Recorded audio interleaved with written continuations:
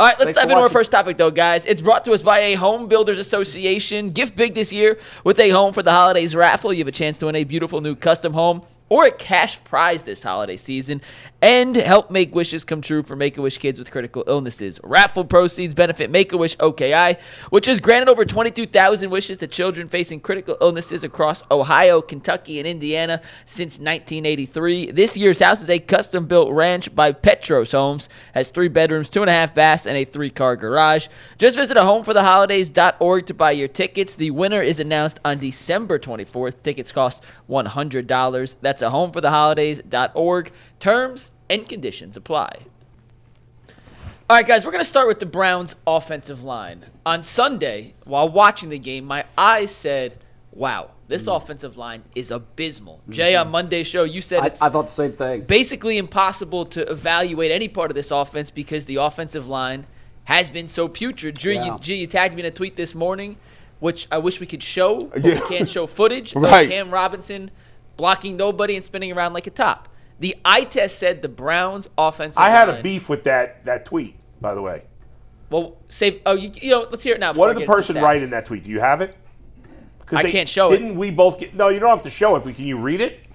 Didn't they tag me too, and you also? No. This is the tweet that G tagged me in was, watch this and tell me with a straight face that a quarterback is what the Browns need in the draft. I don't know what you're talking about. It was a single play of Cam Robinson. I guess my beef in that would washing be machine. G wrote that or somebody else wrote Somebody that? else wrote Somebody that. wrote it. Yeah. He wrote it to me, and then I said it to me. Yeah, that's invalid. I would immediately ignore that. Why? Because it's just one play. One play. Yeah, that's what I think too. That doesn't matter. Yeah, exactly. You can show us if a player has a 5 home run game, but bats 6 times, you could pick his strikeout and show that and say, what the heck was Mark McGwire doing? Yeah, you're right. So the one play is a snapshot. Yes. I prefer the bigger sample size, which is the full game, which is the number you're talking about. We're going to look at a bunch of numbers. Let's get to it. And once again, I want to preface this all with. Let's get to it. Watching, my eye test said they played like dog poop. I agree. The numbers everybody agreed. tell a different story. I was shocked by the number.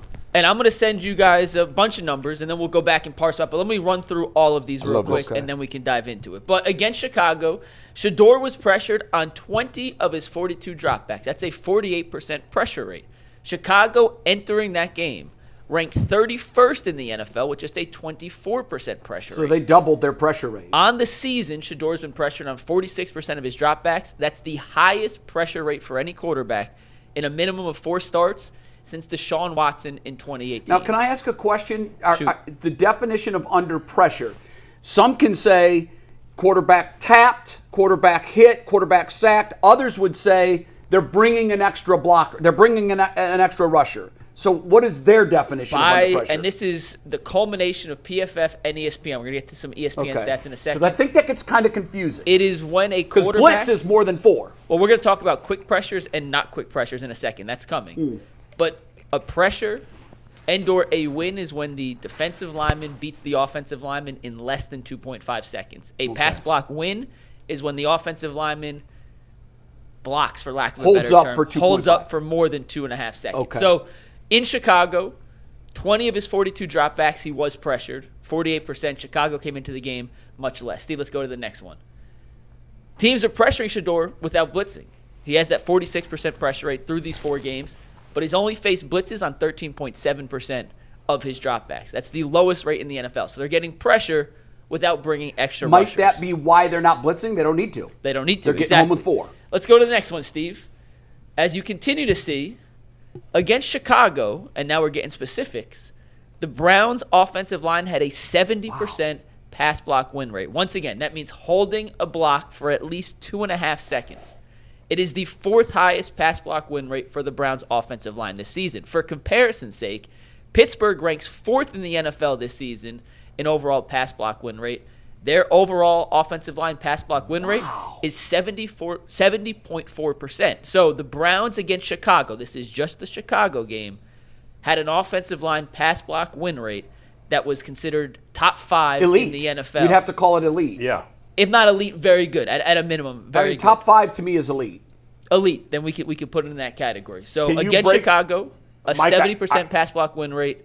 Compare that to Pittsburgh for the season, 70.4, which ranks 4th in the NFL. Yeah. Is that broken down by player? Yes, and we're going to get to the players individually. That is coming. All right, Steve, let's get to the next one. We talk about quick pressures versus long pressures, right? Of those 20 pressures against Chicago, 19 were normal. They took longer than 2.5 seconds to generate. Only one of those 20 pressures against Chicago was considered a quick pressure, which is where the pressure came in less than 2.5 seconds. 19 of the 20, normal pressure rates. Only one of the 20 was considered a quick pressure. Next one, Steve. Wow. This is the time to throw. Just a stat that gives everything. This is just from Week 15. Shedeur Sanders ranked third in the NFL with the third longest time to throw. Tua was first, Drake May second, Shedeur third, Mahomes fourth, Lamar Jackson By the way, fifth. did you guys see Tua's benched? Tua was benched. Quinn Ewers will start next week. Since he took over as the starter, Shedeur has the longest time to throw of any quarterback in football. We'll get to that in a sec. Steve, Wait, next repeat that. Since he took over, it's on another graphic coming up in a sec. Next one, Steve. These are the pass block grades from PFF for Chicago. This was just the Chicago game. 6 offensive linemen had over 20 pass block snaps because Jenkins got hurt. Dellinger came in. Bitonio, his highest pass block PFF grade of the season. Whippler, small sample size, his highest pass block win rate of the season. Leviston, his highest pass block PFF grade of the season. Dellinger, Robinson, and Jenkins, 73.3, 66.8 for Robinson. Tevin Jenkins, a 62.5. This next one's for the full season. This takes not just Shedeur, this is the entire season. Ben Baldwin, the computer cowboy, does the composite. ESPN, PFF, True Media. This shows true pass block sets. I know it's a small graphic. Yeah. The Browns ranked 29th out of 32 teams. Steve, if you want to take this one full so everyone can see it a little better, in the overall average of true pass block grades. Now, we know the Browns' offensive line is bad. You're going to see how that compares in the next graphic as of recent. But look at the two teams right below the Cleveland Browns.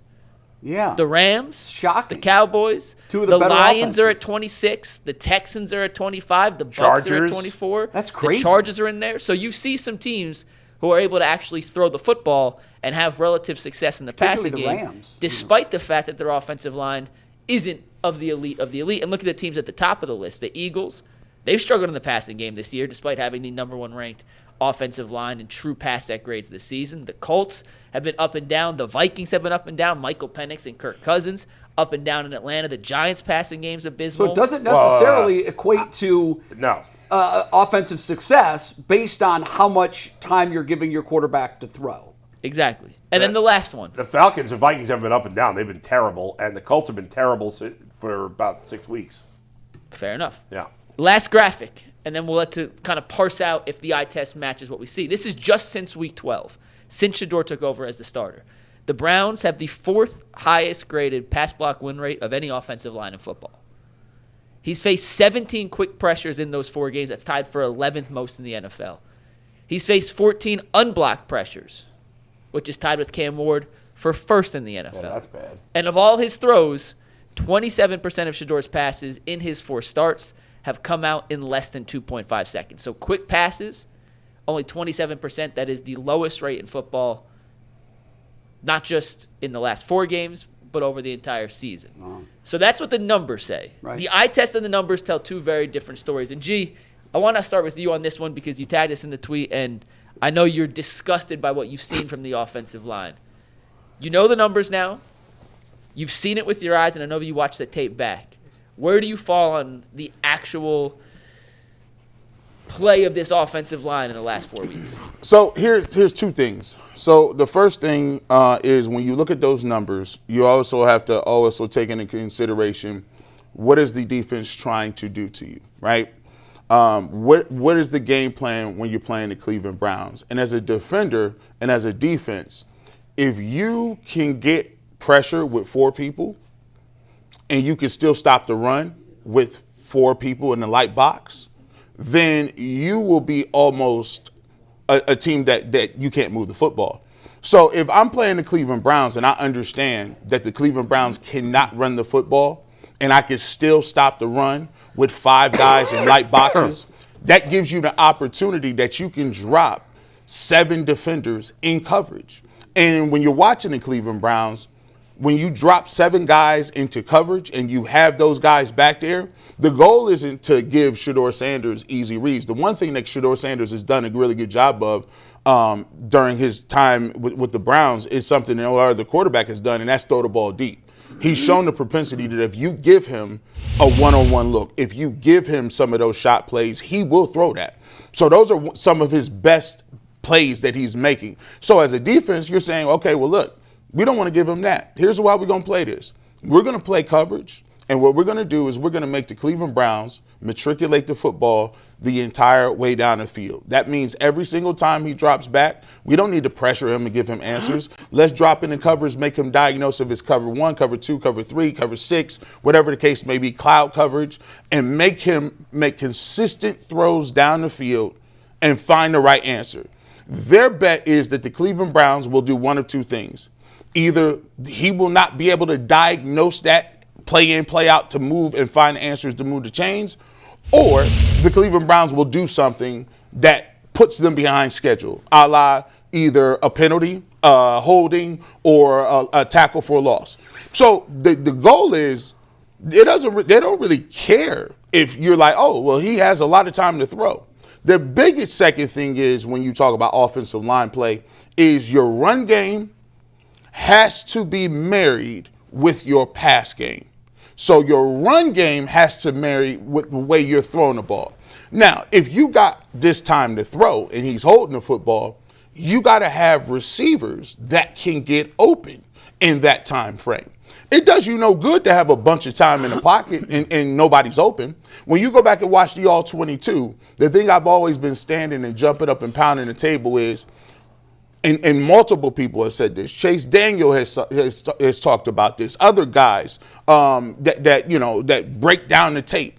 The Cleveland Browns, when you watch what they do, are very vanilla. They're very rudimentary in the way they go about having their route combinations. And a lot of times I notice, especially in this game and last game, there are times where the route combinations that they're running, people are all over those. Regular digs and, regular comeback routes and maybe a few over routes. There's very few times where they're using alignment, they're using get off release, creative formations that give those guys free releases and quick answers to the test. Everything that they're doing is very rudimentary. So when you're doing that and you're not stressing the defense, you have to be able to stress them somewhere. And if you can't run the ball, that's not a stressor. If you can't stretch the field with your top receivers because they can't get open in one man-to-man coverage, that's not a stressor. So what you end up having is 7 guys in coverage, the quarterback looking for guys, and eventually that clock running out and he's either going to have to check it down short of the sticks or throw the ball away. So the numbers may look great, but in reality, that as a defensive coordinator, if I'm playing the Cleveland Browns, is exactly what I want.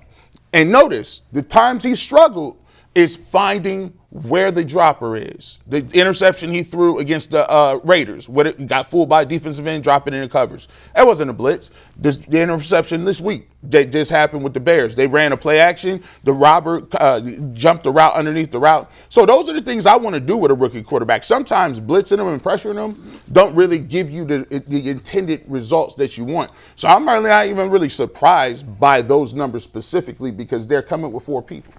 Mike, I'm just the first graphic. I'm confused by the first thing you put up there, because most of these graphics make the offensive line look better than we thought they were, but that first graphic didn't. Were you just telling the whole picture, some of it good, some of it bad, or am I misunderstanding the first graphic you put up? Put up the first one again. This was the first one. So a 48% pressure rate is bad. Like, they're giving up too much pressure, right? Yes, and once again, this is for us to decipher what is good and what is bad. Of those 20, only 1 was a quick pressure. Right, but okay, I get what you're saying. I feel like I know where you're going, Bull, and I'm with you on something. I'm putting 2 numbers together. Sometimes 2 plus 2 doesn't equal 4. No, you're doing something different. Go ahead. Yeah, what I'm looking at is their pressure rate, and I'm also looking at their blitz rate. Their blitz rate is low. Correct? He's been blitzed the fewest of any quarterback in the last 4 weeks. Therefore, I would expect the line to be able to give him more time to throw. You're only holding off 4 guys and you've got 5. Sometimes 6 and sometimes 7. Right. What I'm doing is I'm taking 2 numbers and getting a different story. Yeah. If you look at some of these numbers, I was ready to apologize to the offensive line. I literally was like, whoa, I missed it. But I'm putting two numbers together. If you're blitzing at the lowest rate in the NFL, which that's what the opponents are doing to the Browns, I would expect the Browns to have the highest win rate in the NFL.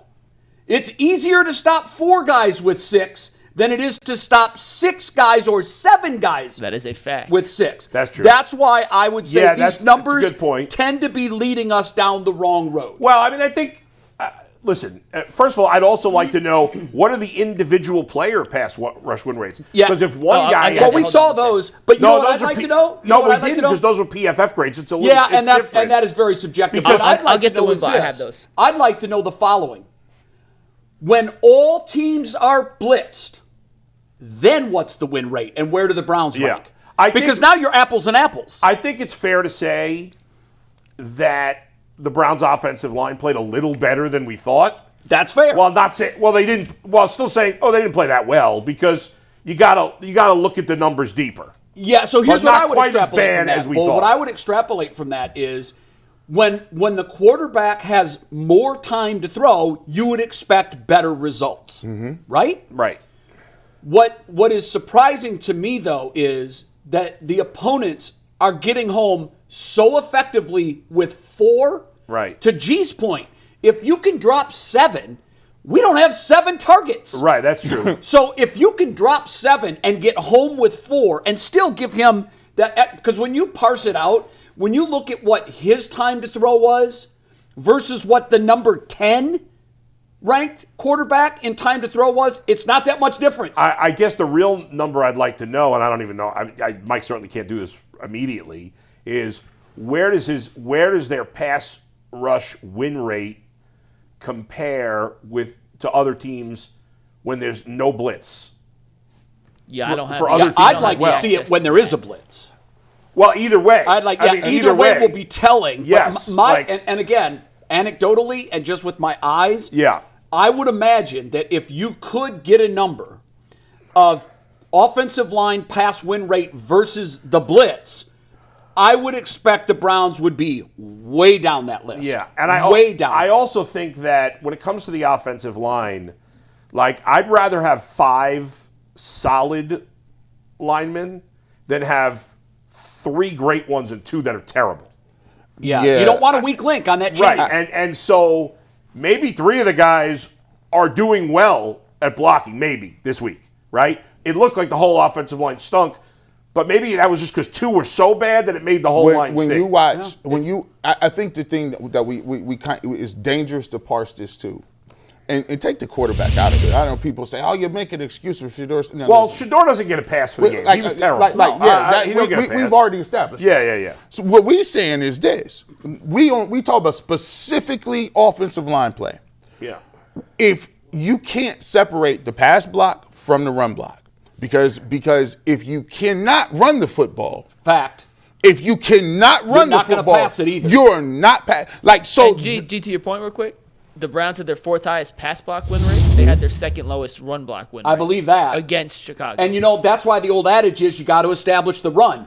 Once Chicago realized, they got no run. No. We've got that run blocked up. Now, good luck passing. And what the disturbing part is, look, and Mary Kay said that, Joel is playing well. Joel had a decent game blocking pass block-wise. But Joe Bitonio, God bless his soul. God, listen. I loved what he gave to the organization. But when you watch these all 22, he don't have it no more, guys. He just don't have it. Well, I would agree with you. He's lost his step. I'm surprised his pass win rate was 81, or his block win rate was 81%. Where he can play, what Joe's best trait is he would maul people. Joel was a power, physical. Like when Joel Bitonio was running, when they were running the power plays and running those in between the guards, the thing that made the Cleveland Browns the Browns were Joel Bitonio would be able to road grade the first guy, and then he would be out onto the linebacker, climbing to the next level, and then you got 5-6 yards. Him and Wyatt Teller both did that well. Joel just does not have the power in his base anymore due to his back injuries and some of the other injuries he's had. And you will watch on film where he's supposed to be hitting linebackers. He's getting stood up by linebackers and guys he got stood up on a screenplay by a safety. It's just the fact that he just doesn't have his legs anymore. He doesn't have that power. He tends to play a little bit higher. And so they just, when you look at it, they don't move. They don't displace people very well. Even in the pass game, right? They're very passive. The blocks, they get knocked in the backfield. And the thing that the Browns can't have is if you got a rookie quarterback and you can stop the run with 4 guys or 5 and light boxes, you're going to win. Then you guys don't even, and they say, well, why don't we run play action? How would play action work? How does play action work if there's no threat of run? None, because the safeties aren't sneaking up because they know that the first wave has it. That's it. We can stop with that. And then from there, I'm definitely going, I would never give the Cleveland Browns a quick answer. And a quick answer is, cover 0, let me throw the ball out here. Remember, the Raiders game, the 2 big plays that got them beat, right, the Raiders. The one play was the Isaiah Bond, where they blitzed him, and the other one was a quick screen to Dylan Sampson when they were blitzing, that went. Yep. Team said, oh, no, we're not going to give you that. Here's what we're going to do. You move the ball 3-5 yards down the field at a time, and we guarantee you won't make the right answer because you'll do something to mess it up, punt it.